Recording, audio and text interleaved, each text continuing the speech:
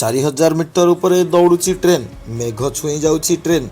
यात्री को पिंधिबा को पड़ुची ऑक्सीजन मास्क। दुनियार सबुठु उच्च रेलपथ माटीठारू 4000 मीटर उपरे दौड़ुची ट्रेन। एथिपाई यात्री को पिंधिबा को पड़ुची ऑक्सीजन मास्क। एपरी ट्रेन सेवा चीन रे देखा मिली। क्रेंगहाई तिब्बत रेल लाइन रे यात्री को मिलुची एमिति अद्भुत भ्रमणर सुविधा। এই रोमांचक यात्रा यात्री पिला भारतीय मुद्रा 212 टंका देवाक पड़ुवा जमापड़ी।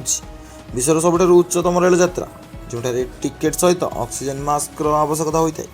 यात्रा समय प्रयोजन हेले यात्री को ऑक्सीजन मास्क और सिलिंडर जोगाई दि जाए। ट्रेन में हॉस्पिटल भरी व्यवस्था रही। सबुठारु उच्च यात्रा टिकेट ठारू अधिक साहस दरकार होता है। यह रेलपथर लंब 1956 किलोमीटर। सबुठारु उच्च स्थान उच्चता समुद्र तटरू 5072 मीटर माने 16640 फुट पाखापाखि अटे। टांगुला पास निकट में ट्रेन आकाश में उड़ुवा परि लगे। यही यात्रा को पूरा करने को 20 ରୁ 22 घंटा समय लगी था। कम ऑक्सीजन रे रोमांचकर यात्रा सुविधा मिली है। 16640 फुट उच्चतार ऑक्सीजन मात्रा जमीर तुलन में प्राय 40% कम होता है। यही परिस्थिति में यात्रा करने जिते रोमांचक सेते विपज्जनक अटे।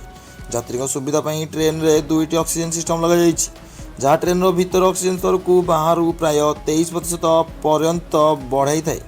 तथापि जितेबाला ट्रेन सर्वाधिक उच्चता को पहुँचे सीट उपर लगी ऑक्सीजन मास्क आपे ही खोली जाए। तेज ऑक्सीजन अभाव थिले यात्रा यात्री माने प्रकृतिर असली सौंदर्य देखिपारती। क्विंघाई टाइबेट रेलवे बेजिंग सांघाई चेंगडू और सिनिंगरू तिब्बतर बरफ ढका पहाड़ मान मध्य को जाए। ट्रेन झरकार नील आकाश तले धड़ा बरफ ढका पहाड़ देखिबार दृश्य अत्यंत अद्भुत लगे।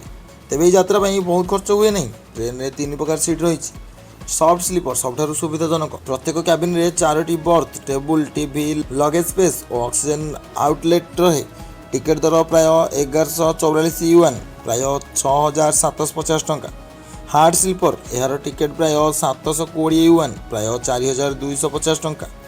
हार्ड सीट सबुठारु सस्ता टिकेटर दर प्राय 360 युआन प्राय 2120 टंका। तो दर्शक बंधु जदि आपने वीडियो को देखते निश्चित भाव वीडियो को शेयर कर दिंतु और चैनल को सब्सक्राइब कर रखुँ।